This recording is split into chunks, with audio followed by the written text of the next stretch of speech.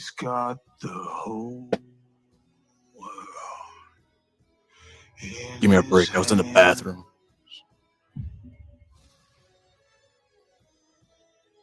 He's got the whole wide world in his hands. He's got the whole world in his hands. He's got the whole world in his hands.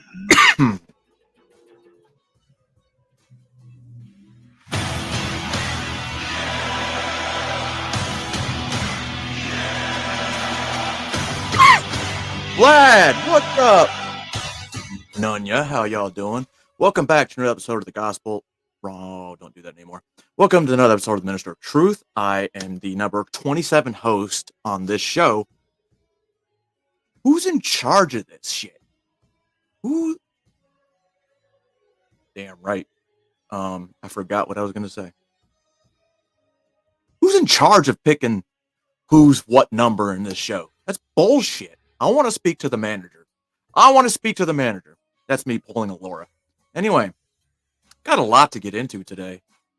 Before we get into that, it's been a little bit that I can remember. So we're going to play some music because fucking why not? Because we're going to go over the news. And what better song to use than News by Mises? I sound like Casey Kasem, don't I? Admit it, I do. Oh, and by the way, if this thing goes out, it'll come back, I promise. I'm going to keep playing it till it comes back. This probably gonna hang me for this. Tell them the kids on my ass while I am taking the shit. I'm gonna say what I think. If you don't think what I say, don't think it's okay to put out a diss. Once you get put on the list, look what I did to Nick. That's all news though. Speaking of the news though, tonight's topic is the media and how you dying from the diet that they feeding you. I hope you motherfuckers listen. Television programming, damn it, man, you getting programmed by your fucking vision. Fuck you think you channel me. It's just a coincidence that they use the same words when they channel demons. Of course you don't, cause you don't think it all. You just sitting off the shit that's on the screen where they come right between us all. Hey dog, sounds good, Laura. Entertainment to it. Cause entertainment was designed to detain your mind so that something else can enter to it. Believe half what you see and none of what you hear. 2020, yeah, buddy, what a fucking year. Ain't no telling where the hell that we going from here. I guess wherever media gon' stay. So I don't ever ever watch shit. One pointing to the left, one pointing to the right. Just hoping that we fight, that's right. That's why I never ever watch shit.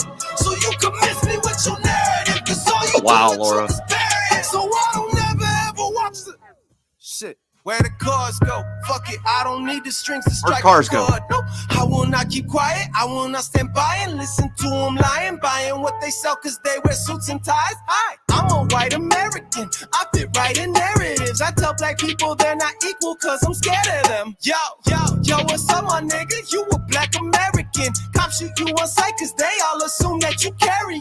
Hola, que pasa, amigo? I know that you here illegal. Hola, I know that you smuggle drugs and all your cousins are drug dealers. Just like I know if you Asian, stay the hell away from me. Cause the media says you got the flu and you all look Chinese. I swear that's how we sound. I swear that's how we act. I swear it's like we only see brown, yellow, white, and black. What's really going on? Why's everyone confused? If news is speaking truth, then why so many? So I don't ever watch shit. One pointing to the left, one pointing to the right. Just hoping that we fight, that's right. That's why I never ever watch shit.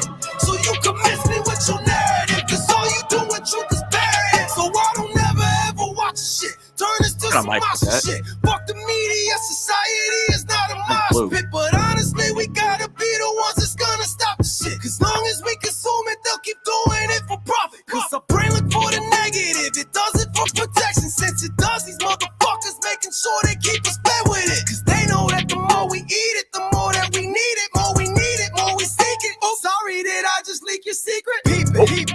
Let me school you for a minute. Bad news is that you're addicted. Good news is that you can fix it. All you gotta do is switch. Stop the hate and feed the news about a business. Believe half what you see and none of what you hear. 2020, yeah, buddy, what a fucking year. Ain't no telling where the hell that we going from here. I guess wherever media gon' stay. So I don't never ever watch shit. One pointing to the left, one pointing to the right. Just hoping that we fight, that's right. That's why I never ever watch shit. So you can miss me with your narrative, cause all you do with truth is burying. So I don't never ever, never ever, Never ever. never ever, never ever, ever ever, never ever, You get one? never ever, No. ever ever, There you go. Keep never going. ever, One more. ever There we ever go. watch that shit. Well, he's never, ever, ever, ever, ever, ever, ever, ever gonna watch that shit. However, we are. And I put all this stuff together. It's stuff that happened, you know, within the past 2 or 3 days. Except for this first segment. This first segment's from like 7 months ago.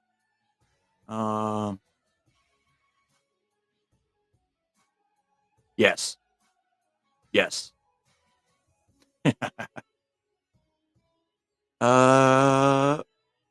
Yeah, this first one is from Michigan. Good old Michigan. What do we know in Michigan? Good old Kurt.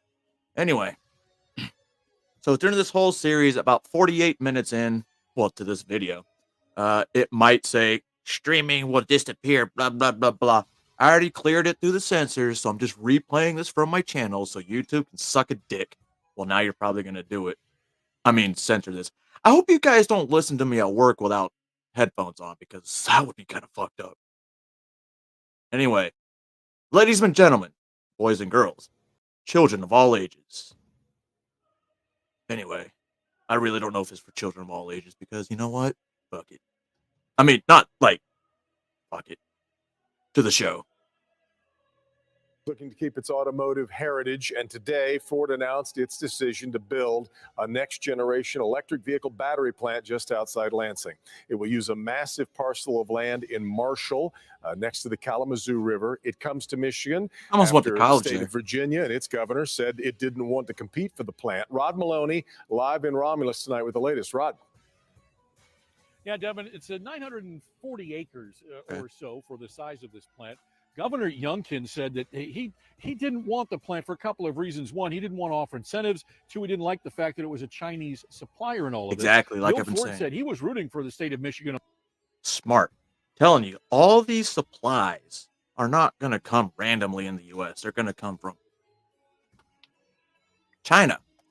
And what they didn't tell you, that this plant was a partnership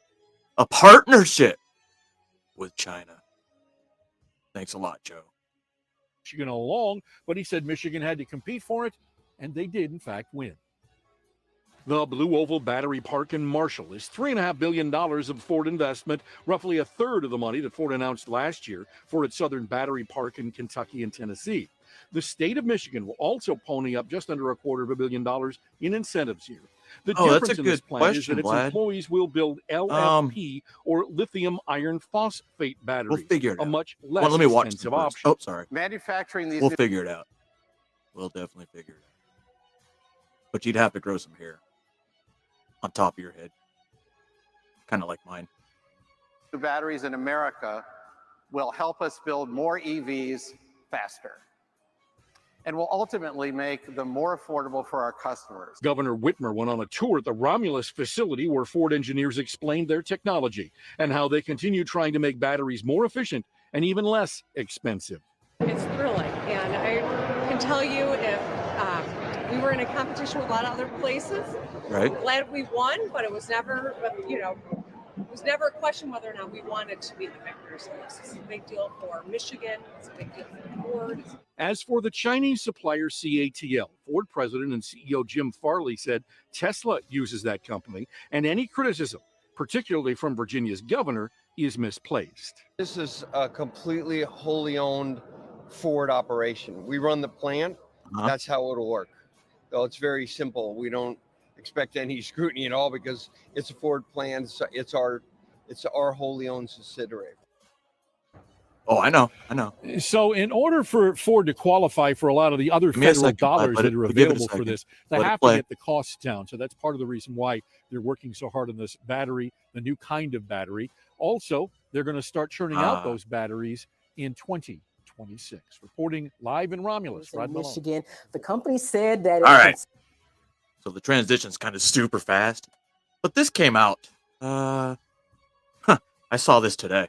concerned that the factory might not be able to produce products at price points that are competitive for the company. They say they need to rein in some of their spending, and they've also caught criticism because they're using batteries. They have plans to make batteries that use the technology of a Chinese company as well. Some lawmakers, though, have said these strikes could have been impacting the company's decision to halt production of this facility. And even UAW President Shawn Fain responded to that. He says that this is a shameful, barely veiled threat to cut jobs from Ford at a plant that doesn't even exist yet.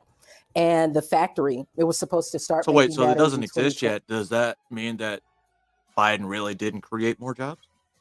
Do we take those jobs back? It's a good question. Inquiring minds would love to know. 2026, it was supposed to employ about 2,500 workers and crank out enough batteries to supply 400,000 vehicles a year. That would have been a boon to the economy there. It would have been tons of jobs. It'd be a boon to the economy, but how, though? Who the fuck has money to buy electric vehicles right now? How the fuck is that going to be a boon? Well, maybe for wherever that is in Michigan, because it'll bring more people, but I don't know if that's going to bring them more business, so to speak.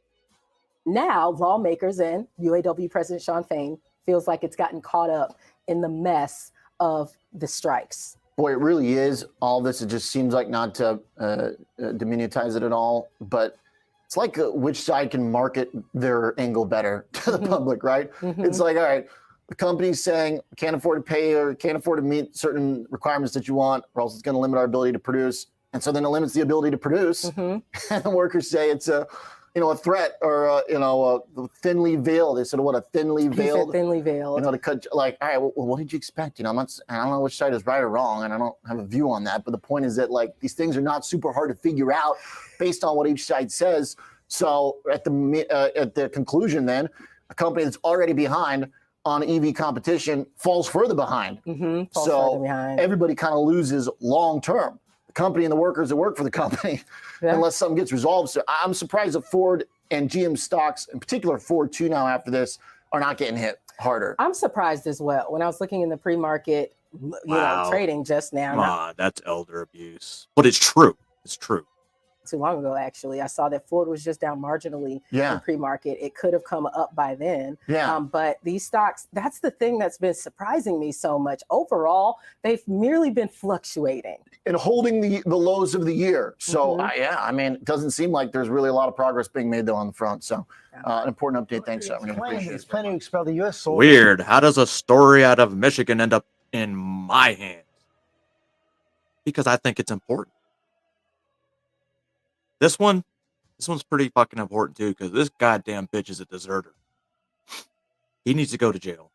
And for what, we don't know what he told North Korea, so let's hold him for treason while we're at it.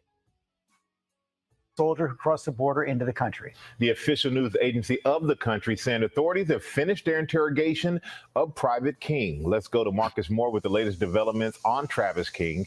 Good morning, Marcus. Oh, Michael, good morning. U.S. officials are confirming this morning that American soldier Travis King has been released from North Korean custody. This development happening overnight. A spokesperson with the Pentagon releasing a statement confirming what has happened and also saying that they appreciate the hard work of the personnel in the Army, the United States Forces of Korea, as well as the Department of Defense. And as well thanking Sweden and the People's Republic of China for their assistance. Again, this happening overnight. North Korea is saying that. So we do work with China. Interesting. They decided to expel Travis King after an investigation into his border crossing that happened back in July. They, of course, revealed in August that they had him in custody and that in the course of their investigation that he allegedly had ill feelings over inhumane treatment, as well as racial discrimination within the U.S. Army. Again, these are claims that have been made by North Korea. Of course, it has long been believed that they would use King's detention as propaganda for their government. And this, though, is a major development. George Travis King released from North Korean custody. What's been going on for now for a couple of months. Wait, well, hey there, GMA fans. released from Robin custody. Roberts here. So Thanks where's for he checking at, out our YouTube channel. Lots of great What the hell? stuff here. So go on, click the subscribe button right over here No. to get more of awesome videos and content from GMA every day, any Funding our. Oh, Thank here you we for go. watching, and we'll see you in the morning on GMA. So there's a lot of important shit this is going to go over as far as funding, the government shutdown, sending money to Ukraine, and, well, wasting more government spending when we should be cutting spending. But you know what? I digress. For us should be about funding our government, not somebody Oh else's shit, I put in the government. wrong redaction. I will not give consent to a bill that includes funding for Ukraine in keeping our government open. Now the senator from Kentucky. Look at this piece of shit. I rise to Not put him. the leadership of the House, the Senate, and the President of the United States on notice. I will not consent to any expedited passage of any spending bill that provides any more American aid to Ukraine. Hell yeah. It's as if no one has noticed that we have no extra money to send to Ukraine. Our deficit this year will exceed $1.5 trillion. Borrowing money from China to send it to Ukraine makes no sense. It's not as if we have some sort of rainy day fund sitting around, trillions of dollars in a pot of money, and we're just going to send that to Ukraine. We're Yeah, why going not? to borrow it. When we borrow it and create new money to pay for that borrowing, we create the inflation that is plaguing our economy. Since the beginning of Russia's war in Ukraine, the American taxpayers provided Ukraine with $113 billion. Ooh. Over the 583 days of war, between February 24th, 2022 and the end of the month, that averages $6.8 billion per month, or $223 million per day. Holy. There's a lot of things that we need to fix in our country before we borrow money to try to perpetuate a war in another country. When will the aid requests end? When will the war end? Can someone Not our explain war. what victory in Ukraine looks like? President Biden certainly can't. His administration has failed to articulate a clear strategy or objective in this war, and Ukraine's long-awaited counteroffensive has failed to make meaningful gains in the east. With no clear end in sight, it looks increasingly like Ukraine will be yet another endless quagmire funded by the American taxpayer. That's why public support for the war is waning. A CNN poll from August shows that a majority of Americans now oppose Congress authorizing additional funding to Ukraine. And now there are those in the Senate who would refuse to listen to these voices coming from a war-weary nation. Oh, by the way, this isn't and who from would hold the September federal 20th. This is actually from September 6th. government hostage by inserting $24 billion more for Ukraine. They're talking about saying the only way government stays open, the only way we avoid a shutdown is by shoveling more American taxpayer dollars to Ukraine. They're going to link keeping the government open with more money to Ukraine. And I'm here to say that I'm not going to agree to it. And I will not let them shut down the government simply because they want to send more of your hard-earned tax dollars to Ukraine. Either the American people fund an endless war in Ukraine, or the uniparty threatens to shut down the government.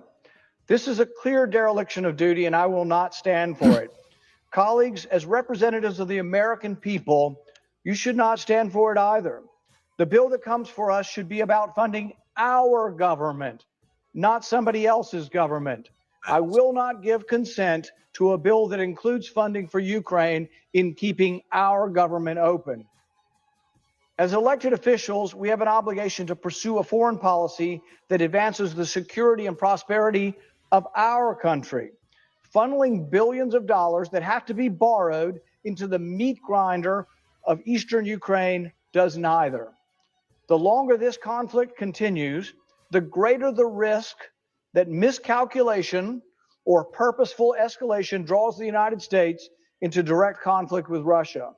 Russia's military may have a bloody nose, but Moscow still maintains the largest nuclear arsenal in the world. Let's not pretend that the U.S. involvement in this If war I remember right, comes I think they're moving a lot of them around St. Petersburg right now. without risks. If that's not bad enough, we lack effective oversight mechanisms to ensure that the hard-earned American tax dollars don't fall prey to waste, fraud, and abuse. For over a year now, I have been asking for a special inspector general to make sure they're not stealing our money. We've had one in Afghanistan. Yeah, we did. And he is, and his team of economists and technicians have overseen and found billions of dollars worth of waste that they've saved. We need the same thing in Ukraine, a special inspector general to make sure they're not stealing our money. When that has come before a vote in the Senate, always shot the down. majority party in here says, no, we just want to spend the money. We don't care. Some Republicans have gone along with this as well, and they have voted against an inspector general. It is a terrible abuse of our spending authority to spend money overseas in a war and not make sure that they're not stealing it. So in addition to the colossal cost of the war, we end up paying a corruption tax. Ukraine is one of the most corrupt countries on the planet. Oh, have maybe been for a second only long to time. Russia. Corruption runs deep in Ukraine, and there's plenty of evidence that it has run rampant since Russia's invasion. As President Zelensky landed in New York earlier this week, we learned that corruption concerns in Ukraine's Ministry of Defense resulted in the firing of 6 deputy defense ministers. This comes 2 weeks after the firing of Defense Minister Oleksiy Reznikov, who was removed after it was discovered that the Ministry of Defense had mishandled military contracts. Last month, Zelensky fired all 24 regional military recruitment chiefs because they were, quote, involved in illegal activities, including enrichment. Last October, we learned that U.S. shipment of grenade launchers, machine guns, rifles, bulletproof vests, and thousands of rounds of ammunition were ending up in the hands of criminal gangs and weapons traffickers posing as... Does that really surprise anybody? Not only we are doing it on a worldwide scale now, we did it back when Obama was president. See a pattern? We're just going to keep getting bigger and bigger and bigger until, well, we're nothing and we own nothing. As humanitarian organizations. And what did the Senate do? They voted against a special inspector general to make sure they're not stealing our money. What are we doing? Is this fair to the American people? Millions of Americans are struggling each day to make ends meet. Millions of Americans are struggling to provide for their families and put food on the table. Can we honestly look our constituents in the eye and tell them that this is a good investment of their dollars? Some say the war in Ukraine is a fight to save democracy. But those who say that need to be honest with themselves. Ukraine is far from a shining example of democracy. Yep. And while the strain of war can make for questionable government actions, we have to live with them when the war is over. For all the platitudes about America supporting democracy and making the world safe for democracy, the Woodrow Wilson advocates among us, the biggest recipient of American welfare, Ukraine, canceled its next presidential election. They did. I told y'all. You're And telling this me is we're what I sending think is going to $100 happen billion with the 2024 presidential election. I'm October 4th, something's happened. So for the next year, they're going to find a way to cancel the presidential election and probably get Kamala Harris or somebody like, who knows? I don't think Kamala would necessarily be, she'd be next in line, right? But I don't know. If they change the vice president for this election, we know what's happening. We already know what's happening. $100 to a country that's not going to have elections? We're going to send $100 billion to a country that now has what? A president for life? I say, oh, well, we could, but it's difficult. Does anybody remember the American Civil War where 600,000 people died and yet we didn't miss an election? They've canceled the presidential election. We should cancel our aid as a response. Sounds good to me. I This is support not that. the only concerning development in Ukraine. Despite Zelensky's charm offensive this week, his actions also deserve scrutiny. Citing national security concerns, Zelensky has banned Orthodox churches oriented towards the Russian Orthodox Church and has ordered Ukrainian law enforcement to raid churches and arrest priests. He has banned the political opposition. If y'all remember that, Mike Pence said that never happened. I spoke to a Catholic priest, and that didn't happen. Americans are struggling? That's not my problem. Good job, Mike Pence. How do you have a democracy if you're not going to have elections and you banned the opposition?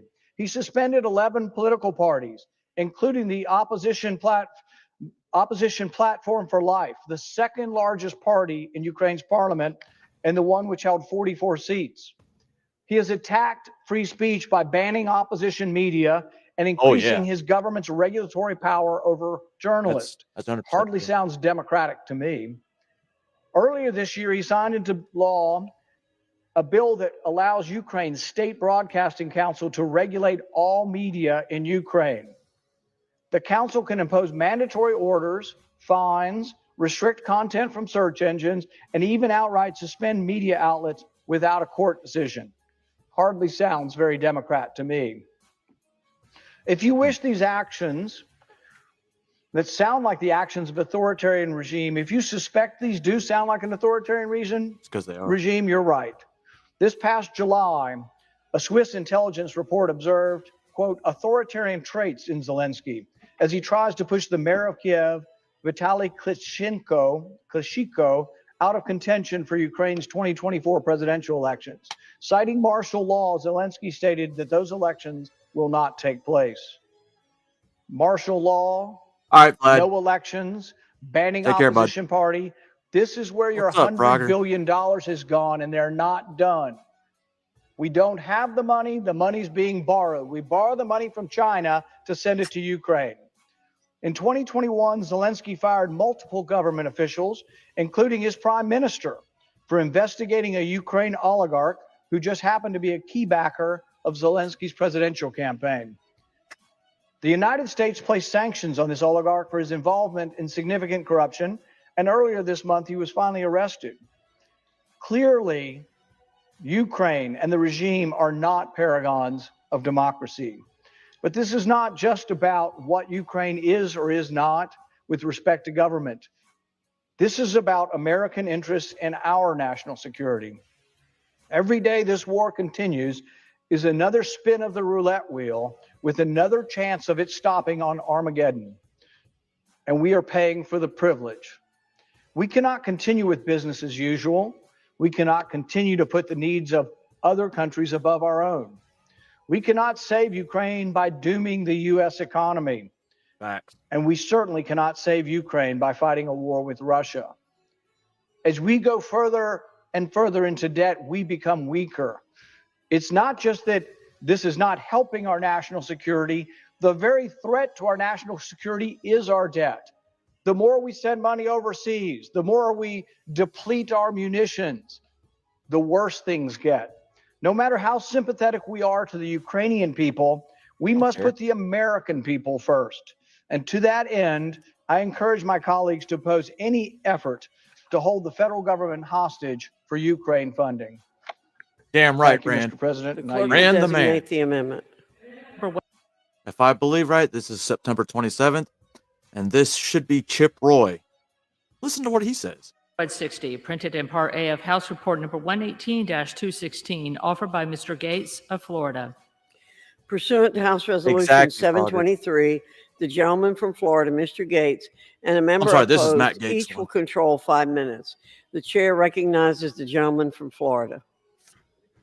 Thank you, Madam Speaker. This Congress has authorized $115 billion to Ukraine.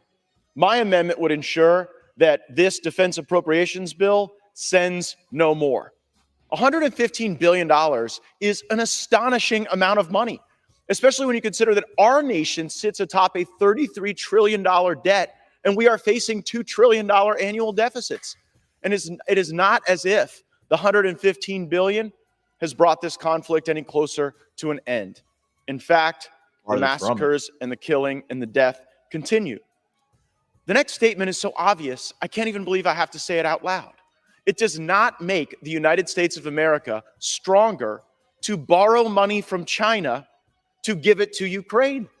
That I sounds hear familiar. a lot of the war hawks in this Congress stand up and say, well, we have to send a message to China by fighting for however long it takes at whatever cost in Ukraine. The message we're sending. Now, Matt Gaetz is a representative. Rand Paul is a state senator. So both parties, both houses. Can I say houses? Yes.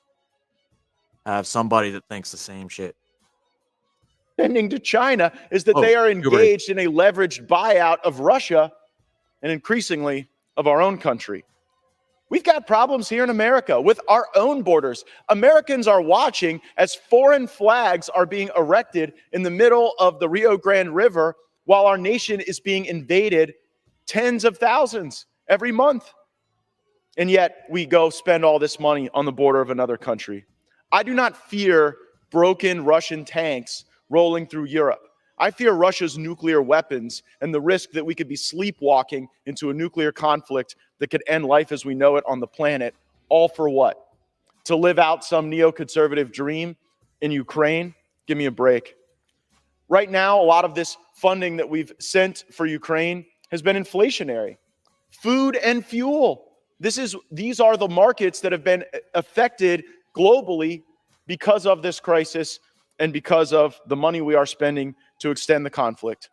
At the beginning of this Congress, Speaker McCarthy said, there's not going to be a blank check to Ukraine. But when we bring witnesses before us to ask them whether or not we're complying with our own laws regarding end-use monitoring of materiel, they cannot say we're even following our own laws. Enough is enough. I'm putting my countrymen first, and I don't think we should send another nickel to Ukraine. Damn right. From Florida reserves. For what purpose does the gentlewoman from Minnesota seek recognition? Madam Chair, I rise this should in be strong fun. opposition to this amendment. The gentlewoman is recognized for 5 minutes. Thank you. Here again is an attempt to cut off any support for Ukraine as they fight to defend their country from an illegal Russian invasion. As I said earlier, once again, Putin is attempting to rewrite the map of Europe through the use of force. He's doing so in violation of international law. He is deliberately targeting civilians, as I mentioned, hospitals, daycare centers, apartment buildings. And while he's doing that, yes, he is destroying the economy and the livelihood of Ukrainians in the process. Putin and his thugs, they are committing war crimes on a mass scale. Like we the did? United States and the other democratic nations of the world must continue to oppose him. If we do not, then he or another authoritarian leader will try something like this again. Yes, either in Ukraine or elsewhere in the world. Earlier, I mentioned, I laid out that America is not alone in its support of Ukraine. Our allies and our partners are donating tanks, air defense systems, artilleries, vehicles, rockets, and infantry fighting vehicles. And this list goes. You know what she's not going to mention? There's countries that are deciding, hey, we're pulling our funding for Ukraine. We can't do that anymore. And one of the so-called biggest allies, Poland. Goes on and on. So let's not abandon our fellow democracies. Let's not abandon not a democracy, the though. EU and our NATO allies now. Let's not abandon Ukraine. Faced with daunting odds against Russian forces, they have taken up a mantle to defend themselves, defend their values, and our shared democratic principles. They deserve our continued support. So I understand that my colleague has a different view than I do, but I thank him for a respectful engagement in this discussion, and I urge my colleagues at this time to oppose this amendment. And Madam Chair, I reserve the balance of my time. The gentlewoman from Minnesota reserves. The gentleman from Florida is recognized. Thank you, Madam Chair. And indeed, this is a respectful policy dispute that we have over this matter. And I am grateful that we are taking up the Defense Appropriations Bill as a single subject bill to work through these things and let the votes fall where they may.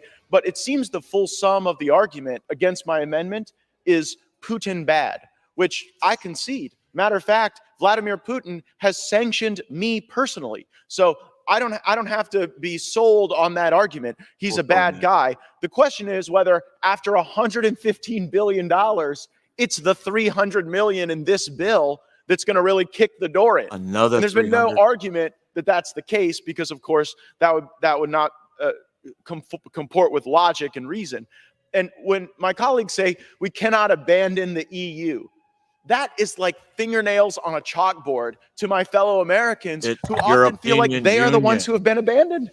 As we send $115 billion to Ukraine and ignore what is going on our own border. We also ignore what's going on with a lot of our first responders. In our country, there are police and firemen who do not know if their pension fund will be strong enough to support their benefits throughout their life. We do very little on that front, but we have underwritten the full pension of every civil servant and government employee in Ukraine. Abandon them. I just don't think we should bankroll them. And that's why I would encourage the adoption of my amendment. I reserve. We're paying pensions The gentleman in Ukraine. reserves. The gentlewoman from Minnesota is recognized. I reserve. Of course you do. The gentlewoman reserves. For what purpose does the gentleman from Arkansas seek recognition? Madam Chairwoman, I rise as a designee of the gentlelady from Texas, Ms. Granger. Who the fuck is that? And Madam Chair, I move to strike the last word. The gentleman's recognized for 5 minutes. Thank you, Madam Chair. I rise in opposition to this amendment, which prohibits security assistance for Ukraine. The bill contains funding and conditions for the Ukraine Security Assistance Initiative, which is different from the funding that has been included in supplementals for Ukraine. This funding. All right, all two of you that are here, can you tell me how that's different? How one to funding with a different name is not funding. Supplementals, I guess what? Funding. This funding is not sent directly to Ukraine. Rather, it pays for training and procurement of U.S. equipment. Congress has funded this initiative every single year since it was authorized in 2016 during both Democrat and Republican administrations. Just last month, the House voted to authorize this funding at the same level. Madam Chair, this assistance and the partnership between Ukraine and the California National Guard is what enabled the Ukrainians to beat back the Russian invasion and greatly diminish Russia's conventional military forces. I've been very clear to Wait. I hope I heard that wrong. Let me replay that. California National Guard. Chair, this assistance and the partnership between Ukraine and the California National Guard is what enabled the Ukrainians to beat back the Russian invasion. Does that mean that we were in Ukraine? Like we're not supposed to be? We just created an act of war. If what he said is the way I think he said it. We're not supposed to have boots on ground. At all. Interesting. And greatly diminish Russia's conventional military forces. I've been very clear to the department. No blank checks. That was why this bill contains many new oversight provisions and funding for a special inspector general for Ukraine, if authorized in the final NDAA. The gentleman has often noted that funds used in support of Ukraine should go to securing our southern border. I argue that we should secure the border and partner with Ukraine to degrade Russia while never taking our eye off China. We do not yet know how the war will play out, but I do know that voting for this amendment would send the wrong message at the wrong time. I urge a no vote, and I yield back the balance of my time. The gentleman from Arkansas yields back. The gentleman from Florida has. What the fuck is that? Arkansas people. Your governor wants to fund the war in Ukraine. Arkansas people. You're from Arkansas and you're listening. It's your fault. From Florida, it has 1 minute remaining. Thank you, Madam Speaker. So the argument my colleague made is, well, we've always sent this $300 million. And that may be true, but we used to send that $300 million when we weren't sending $100 billion supplementals on top of that. So I don't think that argument really holds water. And then when my colleague says, well, we can do both. We can secure Ukraine's border and we can secure our border. My argument would be, can we at least secure our own border first? How about that? How about prioritize our own people first before we start engaging in misadventures throughout Europe? I reserve. How much time? The gentleman reserves. The gentlewoman from Minnesota is recognized. Madam Chair, may I inquire as to how much time I have left? The gentlewoman has 3 minutes remaining. Thank you. I want to thank the gentleman from Texas, Arkansas, who struck the last word, and also spoke on behalf of the chair of the full Appropriations Committee. I had the pleasure of being with Mr. Womack in Poland, where we did oversight of the very money that we're talking about right now. And what we watched was, and I've been in other theaters where we were supporting other troops, the enthusiasm, the commitment, the dedication. Funny she said theaters. Normally when I hear theaters, it means overseas. Yeah. Not like the movie theaters, but in the broad sense. We saw from the Ukrainians who were under What's up, our Yeti? supervision, Yeah, ready to receive training. I don't trust Gates. I outstanding. It's like his nothing else I've ever seen before. his ideology, his approach. But like I said, you don't have to like the person. And we do need to do our due diligence, and that's one of the reasons why I opposed an earlier amendment, which would have actually restricted the military from escorting us on those types of codels into the future.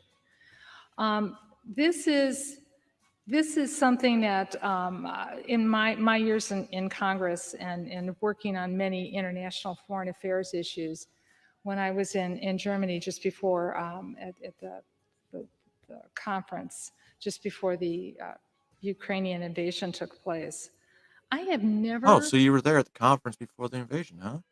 So you knew it was coming. Okay.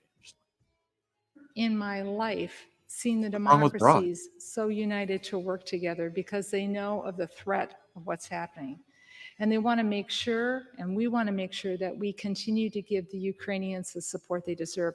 I have a friend who's returning home from just visiting, and her...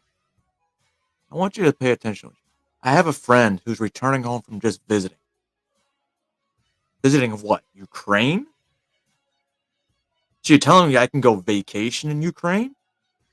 Doesn't sound like a fucking war zone to me now, does it? Grandma, go get you some more fucking spike protein her injections. cousin's going back after taking some R&R after being wounded. And, you know, the stories that she's sharing and the stories that I've heard from other people in Ukraine, you know, everybody is participating. 60-year-olds are driving the tanks because they can't be out there in the front line. And they're doing that, and they're able to do that because of the support and the equipment and the training that we've given them, not only to fight against Russia, but also... So I don't know if a lot of people remember this beginning of this whole conflict. It's not a war. Ukrainian wasn't letting out any transgender women because it didn't matter if you're a transgender woman. You still have a penis. You will fight. So I don't know what the fuck you're talking about 60-year-old people fighting out there driving tanks. Because that's just not happening. You fucking swamp donkey. Why do you think we keep getting them air-to-surface missiles? Or surface-to-air missiles? Cluster bomb. Yeah, that sounds like something we use tanks for. So to maintain the equipment they have. So I thank the gentleman for striking the last word and speaking to this. And we need to do our due diligence to make sure that the oversight is done right. But I do not let's go support vacation here. Mr. Gates' Matter of amendment fact, as offered. we can go vacation here. we might as well be wearing our bleeding heart liberals Ukrainian pin. Oh, she's so important to Ukraine. What happened to Ukrainian flags they used to wear? Day. Oh, And I Zelensky's gone. reserve the balance of my time. The gentlewoman has the right to close. The gentleman from Florida is recognized for 30 seconds. Thank you, Madam Speaker. The United States of America is not the world's piggy bank, and we are not the world's policeman. I applaud all the enthusiasm in Ukraine. I am rooting for them, but enthusiasm in this country is waning to continue to support all of that effort abroad. We want to secure our border. We want to see enthusiasm with our border patrol, and we do not support continued inflationary, escalatory. I wouldn't be surprised, but we can take a private jet because we're green. We're what's the word? I don't fucking know. Let's go eat some dangerous spending in this war in Ukraine. I thank the House's indulgence for considering my amendment. I would encourage its adoption, and I yield back. The gentleman's time's expired. The gentlewoman from Minnesota is recognized for 30 seconds. I thank the gentleman for this respectful debate, and I yield back any balance of my time. The gentlewoman yields back. The question? What do you want to talk about? Oh, wait. So I don't know if you were they didn't mention here, but they were trying to say in the news yesterday that, oh shit, we might have had a continuing resolution, which is stupid. I don't know why they keep fucking doing that. It's the new fiscal fucking year. The money should be. But he's telling you just how close they are to striking a deal.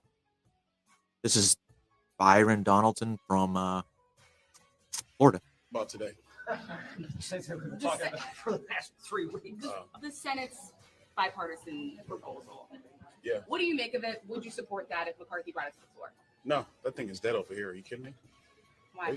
Well, first of all, you continue spending. You have $6.2 billion for Ukraine. They do nothing to secure our southern border. That is just a non-starter. The Senate needs to get real. You've all seen the images of the southern border. It has to stop immediately. And this government should not continue to be funded if we don't secure our border. Walk us through the idea that there's 77 Democrats and Republicans. That's a big, that's more than 3/4. And that just means they're wrong. Damn right. They're wrong. 77 senators are wrong. If you look at $33 trillion in debt, 77 senators have been wrong for Mhm. a long time up here. Just because they come to some silly agreement over there that changes nothing about our country doesn't mean that they're right. That just means that they're weak. Congressman, it's a 45-day stopgap measure. Why not just wait and have the fight at another date? No. Because this town always wants to wait and have the fight at another date and it never comes. And there are people back home who have seen this play time and time again, and they're frustrated with it. So even though there is a continuing measure that I authored that would actually secure our southern border and cut 8% off the top of our federal government, at least that's a positive step in a direction to get our fiscal house in order and secure our border. The Senate's not doing that. And where are you in getting the votes for that? Man, working on it. Everything's a work in process. Is that the CR that you think the speaker would put on the floor on Friday? No, I think even that one's going to have some adjustments because there's things that the conference wants to I like Byron. I think the conference wants to cut I think he's real. I like his questioning. If you watch a lot of his questioning during these Senate hearings, he gets into them. And even more than that, I fully support that. Our conference wants to actually have a real debt commission to study ways to get the mandatory side of our spending under control, because that has to happen as well. And there's some other things that they want to see. So you're a no on it as it stands now? No on what? On McCarthy's plan for a CR? Well, he hasn't even stipulated what he's probably doing it now in conference. So I should probably go and hear what he's saying. So let me actually see what he says he wants to do before I render judgment on that. But on the Senate's thing, nope. Congressman, at the top, you said that we shouldn't fund the government unless you secure the border. So are you saying that you're willing to shut down the government if you don't get the border policies you want? No, I'm saying that Joe Biden and Chuck Schumer are willing to shut it down if Yep. they keep their border open. But Because that's what they're doing. But that's what they're doing. But Senate leaders put forward a bipartisan CR to keep the government open. So wait, you can deal with this border if the issue. government shut down, that means we can't process any people. That means we have to shut the gate, right? And not let anybody through? I mean, no? You're right. Let them all through. Give them their $2,200 a month. So how can you place the blame on Democrats and Biden for shutting down the government? Well, that's very easy because we all see what's happening at the southern border. Congress today can say, you know what, we're going to change policy on this because this is not working. We don't need more time to work on it. We all know what the policy writers that are needed to get it done. They don't want to do it. But why tank the government and why shut down the government over border policy? I've been very clear. My position is close the border, keep the government open. That is my position. Right. The position of Chuck Schumer and Joe Biden is leave the government open and then leave the border open. That does not work for the But you American guys people. couldn't even, advance some of these proposals back in July. I mean, shouldn't that ask should have been That's back not in true, July? Chad. Well, I know. I mean, I know you passed one bill back in July, but I mean, if you get it's a down big the bill. train tracks here 7 weeks later, Yeah. and then say, oh, okay, I need to meet with the president, which is what the speaker said. Why you don't do continuing Which I know resolution? you guys have said for a long time, Yeah. but shouldn't that have been taken care of earlier? Well, again, we put forward our proposal. What did the Senate do? You couldn't even pass your DHS bill. We put forward our proposal on border security, HR 2. It has passed the House. Did the Senate do anything with this proposal? No. Have they decided, hey, maybe we should debate the House's proposal? No. Did Chuck Schumer lead a Wait, he's from convoy of senators to the the southern other one border on a fact-finding is actually in mission? the This Senate. place loves fact-finding missions. To see what's Can't going on remember at his the name southern right now. border? No. They've done nothing. But now they come and say they want money. Well, if you want money, I want to secure the southern border and secure our nation. Period. I'm going to go on a conference. I know what Folks, remember to like, comment, and subscribe to this. All right. So I think this one goes over election integrity and how the Democrats want to make sure our 2024 elections are completely secure, guys. Secure. Secure. Or as in, their idea of secure is like, yeah, we're together. This is secure. It's all right here. Yeah. How we're all together. You mean we're not? You mean like this? Yeah, we're not doing that. We're doing this. Page if you like me. And if you like what we do here and you Go ahead, love Yeti. America, well, you should also consider becoming a Daily Caller Patriot. You can subscribe she at has the a link in weird the shape description up below. down here, So the new no. plan in Pennsylvania is that residents will automatically be enrolled to vote when getting their driver's license at the DMV unless they opt out. Now, they tell us that this is done to streamline the process, make it easier for people to vote. But you know what's also super cool and very interesting is that state Democrats have been working so hard to pass a bill so that illegal immigrants Yep. can get their driver's licenses. Y'all been noticing that there's a lot of states that were like, hold on a second, we can let illegals vote? And it's these big ass sanctuary cities. And then they realize they get all getting here and they're like, really? Fuck. Fuckity fuck. What do? We can turn them into voters. Oh, that's a perfect pause. So to get this straight, Pennsylvania Democrats think that in order to make their election safer and prevent any chance of fraud, they should create a straight line between illegal immigrants and voting, with just a few DMV workers scattered in between. Because nothing, and I mean nothing, screams election integrity like doing that. And maybe they can take some pointers. No from product placement. Oh. No product placement, guys. No product placement. You can't see it. Yeah. There's no way that book's in her video. There's no way I happen to have the same book. You're weird. Weird. Nothing screams election integrity like doing that. And maybe they can take some pointers from California, who has already dealt with this type of issue. So on top of the more than 100,000 issues, yes, you heard that number right, 100,000, that California faced during their first year of rolling out automatic voter registration, the state also saw 1,500 people mistakenly register to vote because of automatic voter registration. Now you might be thinking, 1,500, it's kind of a small number, it doesn't really matter. But I urge you to remember, Lauren Boebert nearly lost her re-election campaign by less than 500 votes. So yes, every vote does count, including the 1,500 that shouldn't be there, right? Other issues included voters being registered to, wait for it, the wrong party. But I am sure that we can be very confident that Pennsylvania will, have no issues and it'll be great and seamless. And former President Donald Trump is, of course, being ridiculed by MSNBC for his Truth Social post in which he alleged that Democrats are trying to steal Pennsylvania through automatic voter registration. None of this made any sense, Stephen Bannon wrote. No one is trying to steal Pennsylvania. It wasn't stolen before. Now look, am I going to sit here and tell you that Pennsylvania was stolen in 2020? That's No. exactly it. But will I say that Pennsylvania had serious flaws in 2020 that were never rectified and undoubtedly impacted the election? Yeah. I will never forget when then, at the time, Secretary of State Kathy Boockvar backed out of an agreement with the Supreme Court last minute to allow late ballots to be counted after she initially agreed to set them aside while the court heard a legal challenge. And was this issue ever rectified? Nope. Because the court later ruled that the case was moot. Now, good old Clarence Thomas, he dissented. He said that the case would have been a great opportunity for the court to address what authority, if any, unelected officials had to change election laws. But anyways, don't be disappointed if you aren't in Pennsylvania and you want to, get in on these safer elections, because New York decided that you can now request a mail-in ballot, no excuse needed, just 2 years after we voted down a constitutional amendment that would have already done that for us. And I don't know about you guys, but I thank the Lord above every day that our very competent state government knows better and is going forward anyway against the will of democracy in the name of election integrity. And all of this, it is coming in the nick of time, because election integrity expert Hillary Clinton is back to warn us that Russians are going to steal the election.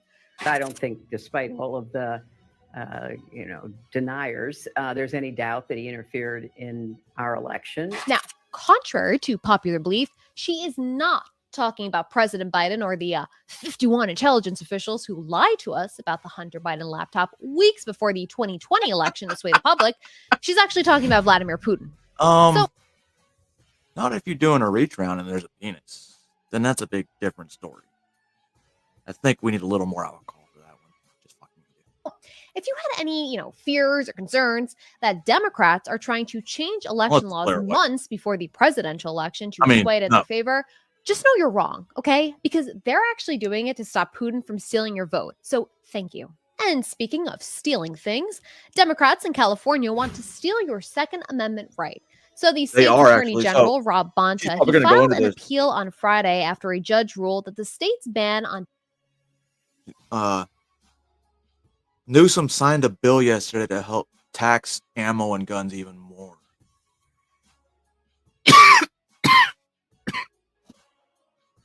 detachable magazines is unconstitutional. Now, this is a tremendous victory because the state said that any detachable magazine that holds more than 10 rounds is illegal. And that has been, the law in California since 2000. But finally, the court ruled, in light of Bruin, that this was an egregious violation of power and that the Second Amendment had been violated. Woe to the victim who runs out of ammunition before armed attackers do, Judge Roger Benitez wrote in his decision. But Bonta isn't going down without a fight, letting those law-abiding citizens have a fighting chance against the criminals running roughshod over California. Well, that would be a threat to public safety. So instead, he is asking the Ninth Circuit Court to weigh in and restrict our rights. Understand that for a second, okay? And this is in many such cases nationwide. You have a public official actually begging a court to strip you of your right. And I say it again because we are talking about a public official, right? Someone who is meant to uphold the supreme law of the land is asking a court to take away your right. Thomas Jefferson once said, "No free man shall ever be debarred the use of arms." And yet here we are. And not just in California, right? This is nationwide. States across the country, we are being told that we don't deserve the Second Amendment. We don't deserve our right to keep and bear arms. And I think the larger thing that we need to focus on when we talk about the Second Amendment is we need to revitalize that ethos that Americans had at the time the Constitution was adopted, right? One of pure distrust and disgust with our government, right? One that saw Americans willingly take up arms because they knew, and I am paraphrasing Thomas Jefferson here from a 1787 letter, but that in order to preserve our liberties, the rulers, our government, needs to be put on notice that, quote, their people preserve the spirit of resistance. Because folks, walking around with, some pretty glitter signs and cool catchy chants. Dude, that's fucking funny. When I heard that. I mean, it must suck. He must go home every night and be like, man, how could I destroy California even more? But have people think I'm a good guy so they elect me for president. Doesn't really send the message to the government that we mean business. I think that's what But millions of law-abiding citizens who are willing to go down to defend their rights, well, now we're talking. You guys can tune in tomorrow for more on The Brink. And remember, like, comment, and subscribe. Facebook or any other social media. Back to Mr. Rand Paul. Fuck, I can't really remember what this is about. No, I've been smoking too much today. I think it also has to do with election Company integrity. supplying private messages or data on American users that is not compelled by the government or the FBI.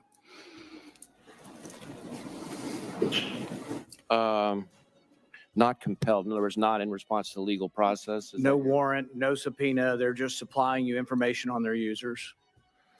I don't believe so, but I can't sit here and be sure of that as I sit here. Can you give us a yes or no by going back to your team and asking? Because it's a very specific question, because if they are, it's against the law. The law, the Stored Communications Act, the Electronic Communications Privacy Act of 1986 prohibits providers from sharing electronic communications with any person or entity unless it's compelled. This was done to protect the privacy of people so we could feel like we can send an email or direct message to people without having that information given over. It's a very specific question. Will you get with your team of lawyers and give us a specific answer?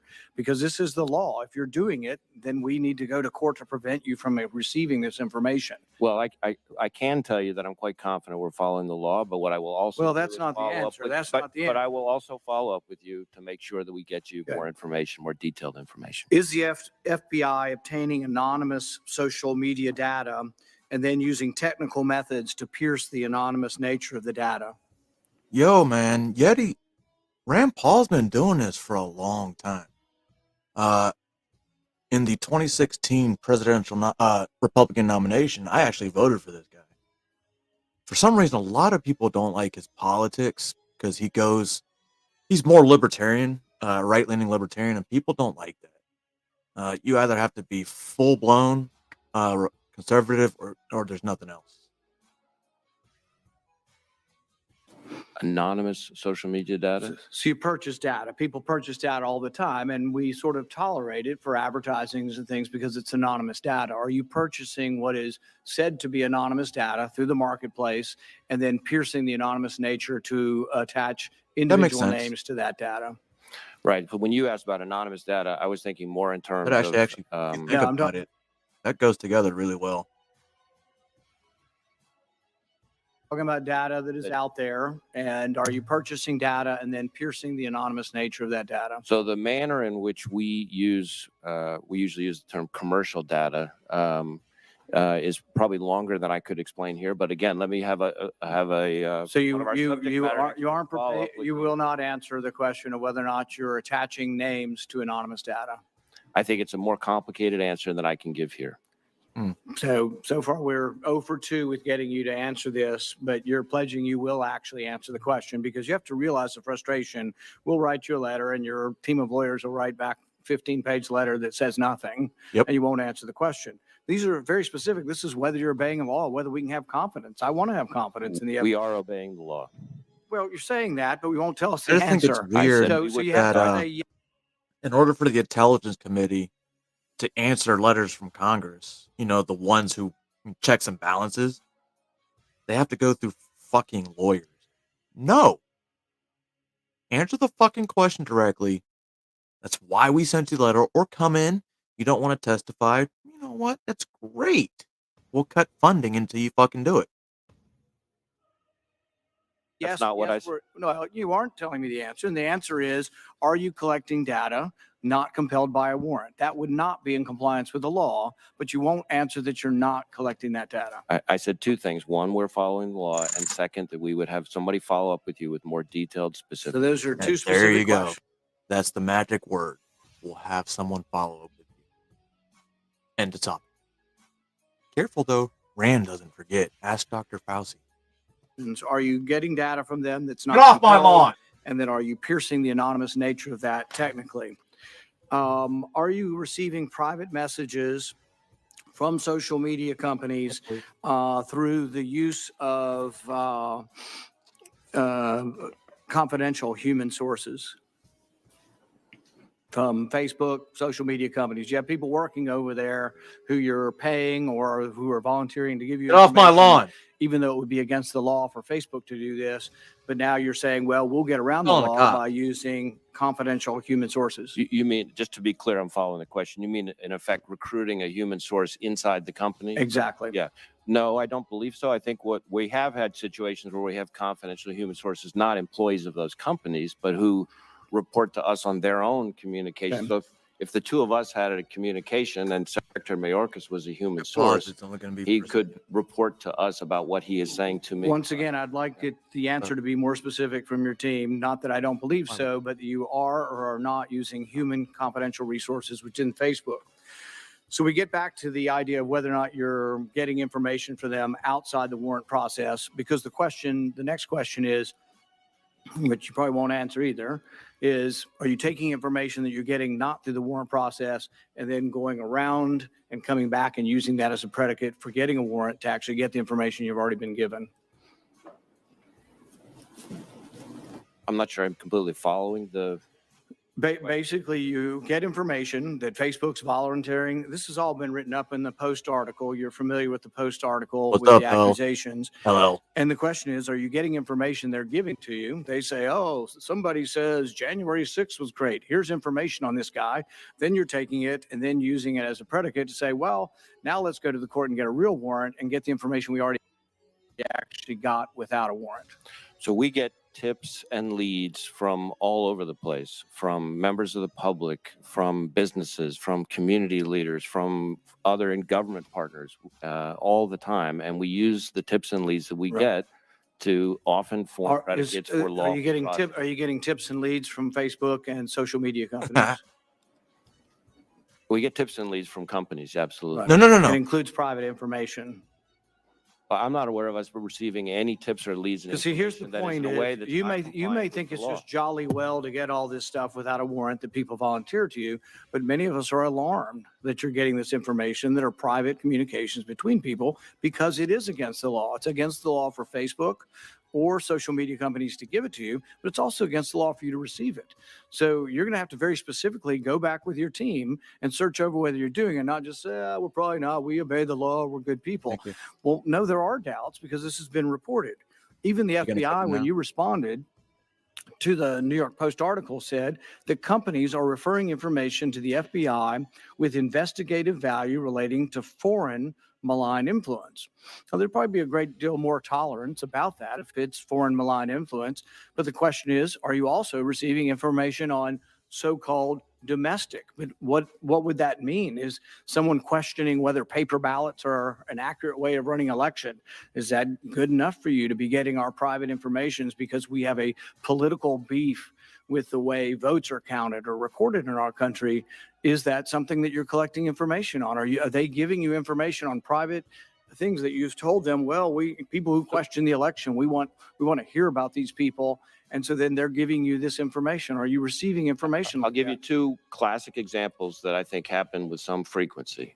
One, if we supply information to, say, Facebook or any number of other technology companies about foreign accounts, Russian intelligence service, for example, accounts, when they then look in their system for those accounts, they often find other accounts related to those, and they provide tips and leads back to us about those. That's one example. A second would be a situation where a technology company encounters a threat of violence on their platform, on their services, and they provide tips and leads to us, and we follow up on those threats of violence. Not a lot of disagreement about that. The question is when we start to talk about political speech, and that is the question: are you receiving things that could be interpreted? And we'd want to know, and if you're not going to admit to us, whether it's political speech, someone who questions the election, someone who is mad about something that is going on, but it's not saying they're directly going to commit violence. They're mad about things. What the New York Post article said is, yes, you're getting this. And then when they're finally read in context, and this is from a whistleblower, which makes us suspect you're not being forthcoming or honest with us, is that whistleblowers are saying you are receiving this information from Facebook and others, and that you are going around the Constitution then to come back and try to get warrants for it. But then once you read it, there's been no actionable intelligence on this, but this is an active program that you've got. You work for the government. You should admit to us whether or not you have a program going after our speech. Thank you, Senator Paul. We investigate 100%. violence, not speech. Thank you, Senator Paul. Senator Langford, you're recognized for your questions. Mr. Chairman, thank you. Thank you to all three of you and the service that you give to the country on this. We do have lots of questions just about process and how things are going on this. Secretary Mayorkas, you and I have talked about Title 42 for about 18 months. And I've asked you the question, what happens when Title 42 goes away? And for 18 months, you've said we're working on it. Well, technology, facilities capable. What happens now and how many people are about to cross the border? What's the plan for dealing with this mass migration, illegal immigration coming now post Title 42? Fun story. So with these mass migrants coming over the border, not only are they getting $2,200 a month, they are also getting fucking brand new smartphones in hopes that they'll come back for their appointments. Senator, what we requested of Judge Sullivan in the District Court of D.C. was an orderly wind down period of 35 days, and which was unopposed and which was granted by the court. What we are doing is precisely what we announced we would do in April of this year, and we have indeed been executing on the plan. It's a six different lines of effort. And I will review them very, very quickly given the limited time. Surging resources to the southern border, including personnel, technology, facilities capabilities, and transportation, medical support. 2, increasing our Customs and Border Protection processing efficiency to mitigate potential overcrowding. We've been digitizing, for example, our electronic A files, the immigration files. So hear me out. We are currently not at any active war in this country, which is a great thing. So that means a lot of our troops are still stationed domestically, and they're not really doing anything but sitting and training, and occasionally going to training events in California, Washington, or Louisiana, which they pay a shitload of money to go to. Why don't we put them down at the southern border, and they take care of it? No federal funding needed because it's the military. Same funding. Sound good? Absolutely not, right? I mean, right? When individuals are placed in proceedings. We are 3, enhancing the consequences for unlawful entry, especially with respect to individuals who seek to evade law enforcement, including removal, detention, and criminal prosecution when warranted. 4, we are seeking to bolster the capacity of nonprofit organizations, state and local officials, and working very closely with them. 5th, we are targeting and disrupting the smuggling organizations and the transnational criminal organizations. In fact, we have effected more than 5,000 arrests and more than 6,000 disruption events. And that means arrests of individuals, the breakdown of smuggling of stash houses, the seizure of the instrumentalities that these smuggling organizations use. And 6, we're working with our partners to the south to deter irregular migration. And I spoke earlier in response to Ranking Member Portman's question about the fact that this is a tremendous hemispheric challenge. We are seeing the movement of people and the demographics of the population that we are encountering at the border has changed dramatically. It has, and there's a couple of big challenges in this. One is the numbers just came in for October. It's the 3rd highest number in recorded history. So while those things were implemented, the numbers continue to accelerate, and this goes back to the. It looked like Zelensky in the background for a second. There was an expectation from Intel to be able to say these numbers will surge even greater. You built a Venezuelan policy on trying to be able to deter Venezuelans based on Title 42. That just went away. And so what we're trying to figure out is what is the plan? Because the plan you just articulated has led to the 3rd highest number for any single month in history. So there are a few points, if I may, Senator, and thank you. Number one, the number of encounters is not equal to the number of unique individuals. Correct. Yeah, we know that. Yep. Because Title 42 creates a potential for the ease of recidivism, number one.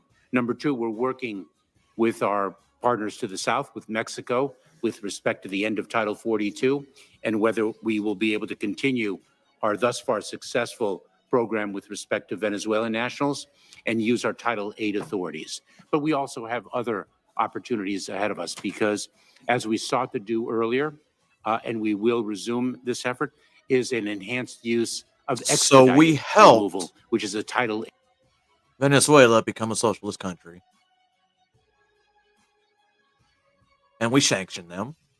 We forced them to give us their oil. But we're going to say, hey, what we're going to do is we're going to allow you to let all your people come through.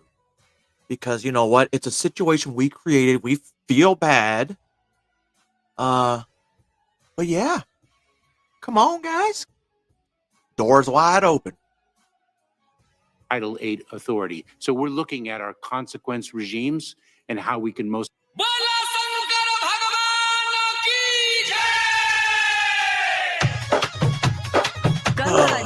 That scared the shit out of me.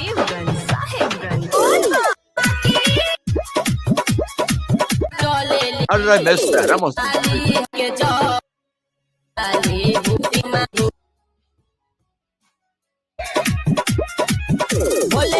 I suck at editing. Shut up. Of said classified. Oh, here we go. Mr. Hunt. That's the other guy I was looking for. About the two-tiered justice system of Biden's DOJ and the FBI. And as we were talking earlier, here we are again. President Trump endured an unprecedented raid at his home in Mar-a-Lago. President Biden's home, however, was respectfully browsed. You're right. We would never. President Trump is facing up to 400 years in federal prison for allegedly being in possession of classified documents he obtained as the commander-in-chief of these United States of America. And meanwhile, President Biden is facing no charges for the classified documents he had held at his time as a senator and a vice president, not the president of these United States of America. And last I checked, he had no legal authority to declassify those documents. Wait. Assuming President Trump was in possession of said classified documents. Defending the rights. Here we go. All right. And somebody's not going to like it.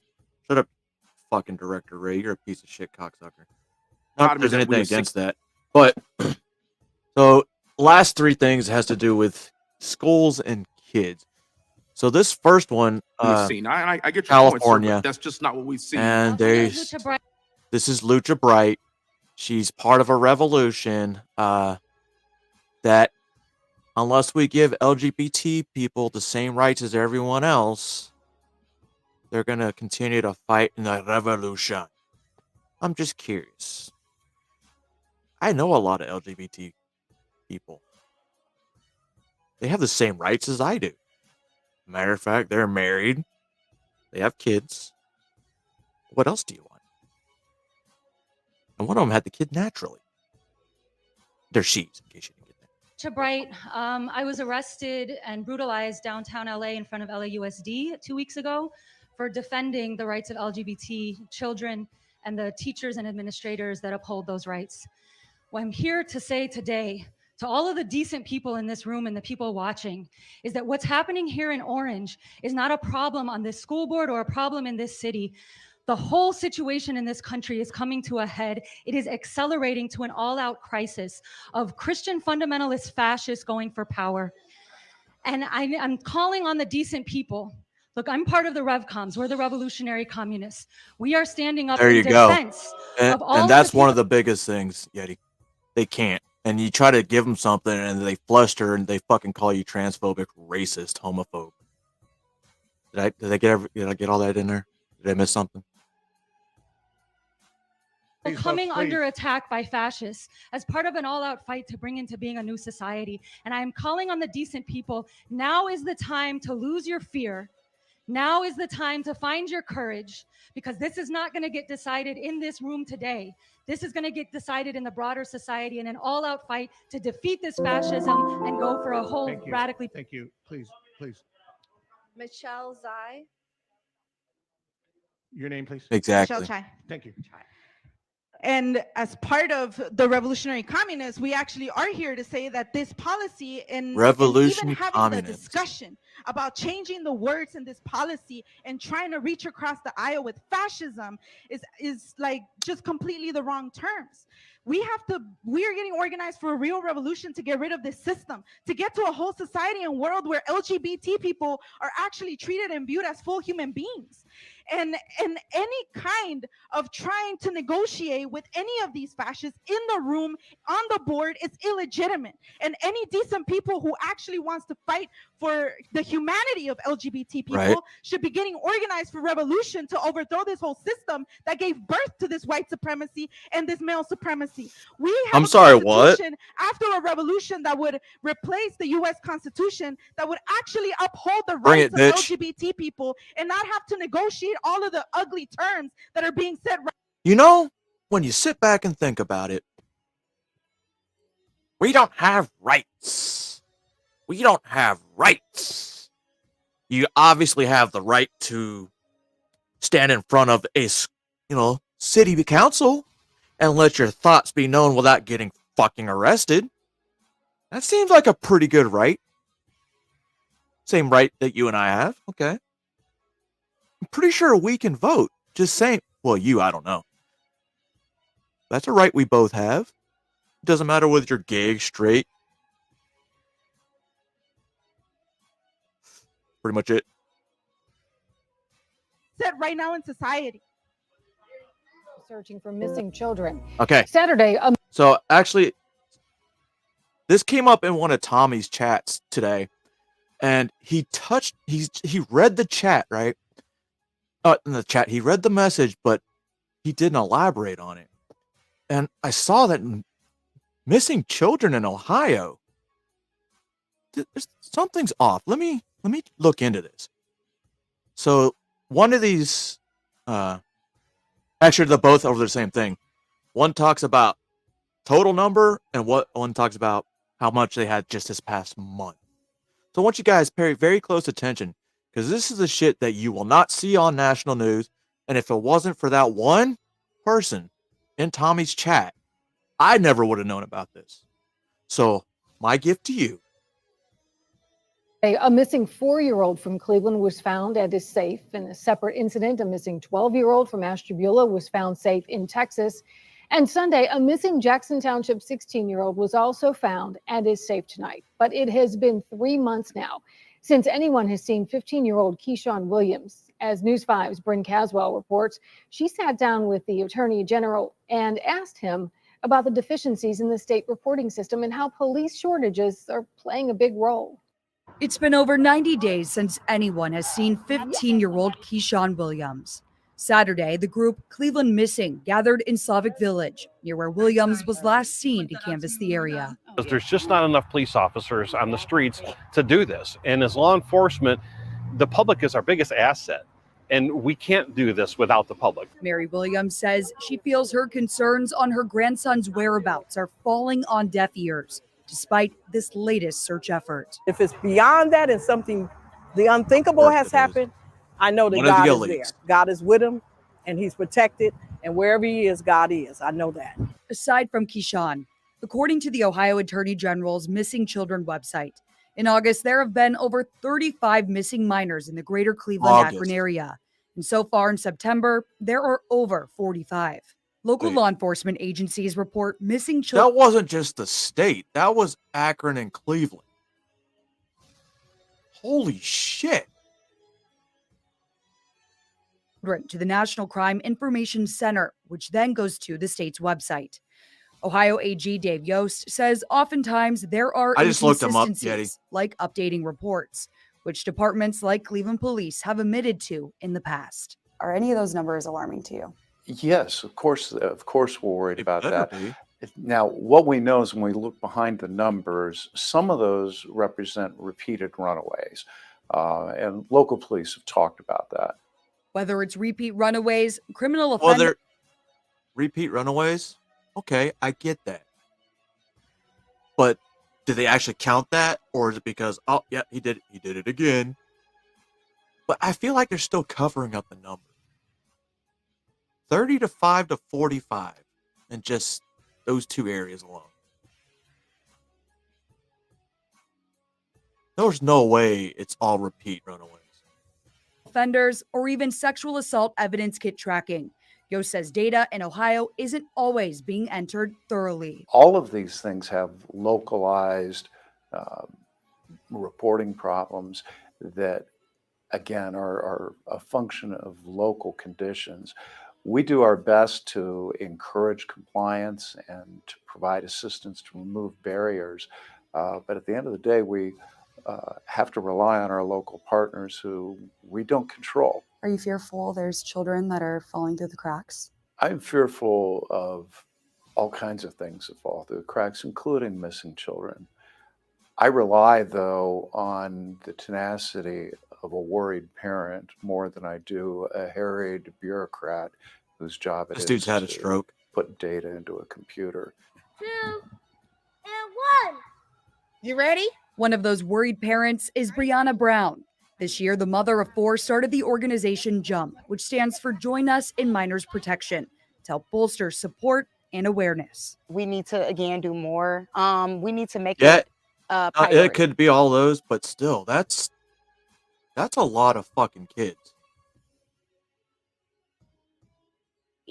If we make more things like this priority, I feel like we'll be more on top of it, such as updating the website so we can know who's missing. This is our community. We want to know what's going on in our community with our children, especially. Brown hosted a community gathering this month, sharing parenting tips while bringing awareness to the other Northeast Ohio kids beyond Keyshawn that still haven't made it back home. We had so many missing children. We wanted to prevent this from happening, so we need to buckle down. This is not a... What state is that? Because I know here.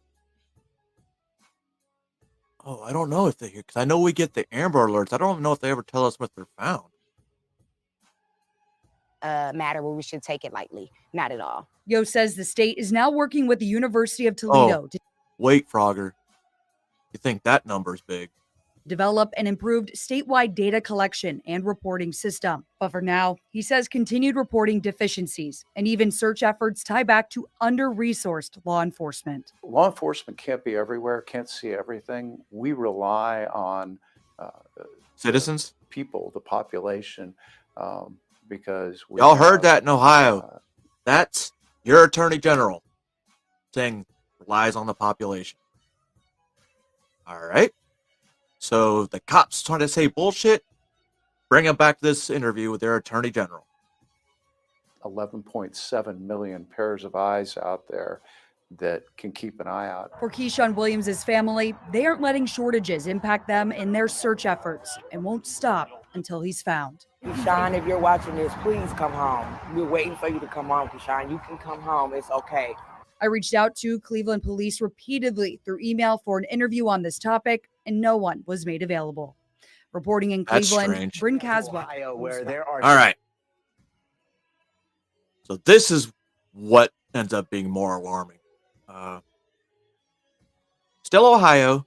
I think this one actually encompasses the whole state. Very concerning statistics that are scaring a lot of people out there. Officials say so far this year, 1,000 kids have been reported missing. Almost 50 kids have gone missing in Cleveland this month alone. And those numbers have some police officials saying, yes, it is that bad, while others are saying, yeah. Look at that number. That's just in Ohio. Imagine the entire country. That's fucking insane. And this doesn't make news other than local news? Tell me how this is not important. But fucking Obama's lover, that makes national news. This doesn't. Like I said, if it wasn't for Tommy's chat, I would not know about this story. And I don't think anybody outside of Ohio knew the story. Have some police officials saying, yes, it is that bad, while others are saying, yeah, but a lot of these are likely runaways who do get found. Take a quick listen.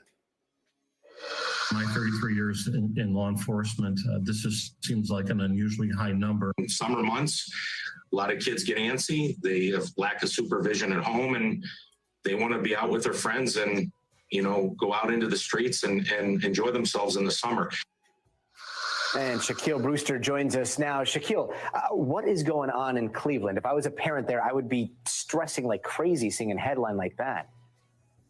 Yeah, got it. I've been having conversations with officials in the greater Cleveland area, and they're saying there's not one particular factor here. There's a couple of different contributing factors to these numbers. One, you think September, this is the return to school, so that is playing a part in this. We know the warmer weather in the summer, that is also playing a part. The big thing and the big trends that you're seeing here is that the vast majority of these cases involve people who are leaving intentionally, kids who are running away, essentially, and officials there also say that the vast majority are found and returned to their parents. But I talked to the president of a group that provides support to families with missing kids, and I asked him about this trend, specifically that headline that you read, that 45 missing people in the greater Cleveland area just in the month of September. Listen to a little bit of what he told me.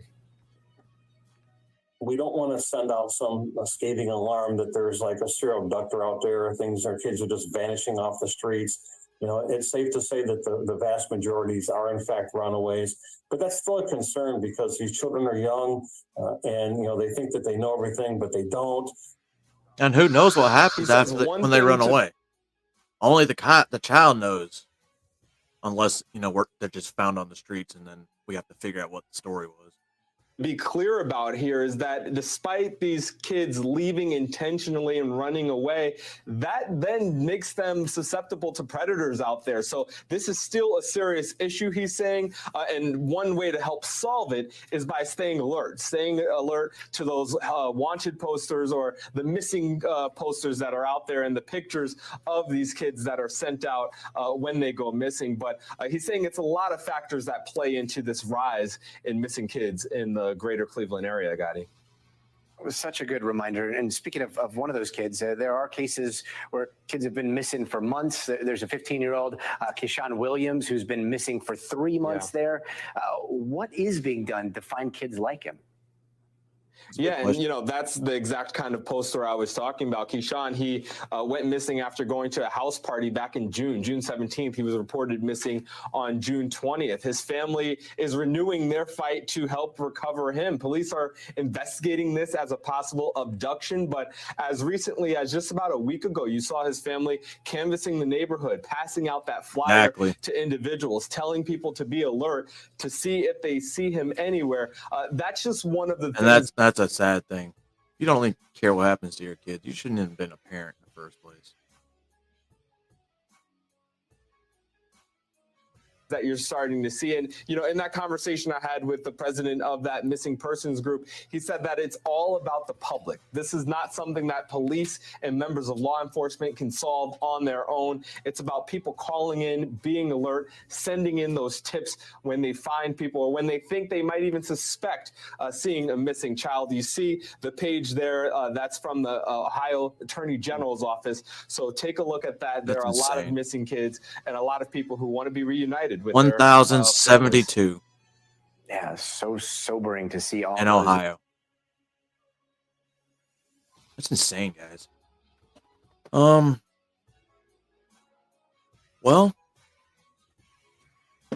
like I said, there's the news on how they want you to see it, and then there's the news and how you want to see it.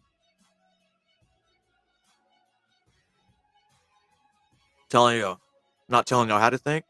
Everything was there, and it's all on the news. So it's not like it's fake, but at the same time it could be because fake news. I'm just telling y'all to think. Just like I said, I wouldn't have known about those missing kids if it wasn't just catching a random comment on a random chit chat. So keep your eyes open. History is out there. It's everywhere. And the history that you don't see is the one you should. Does that sound right? Or am I just fucking stoned now? Oh, yeah. There it is. Look at my eyes. My eyes actually look like they can match the flag behind me.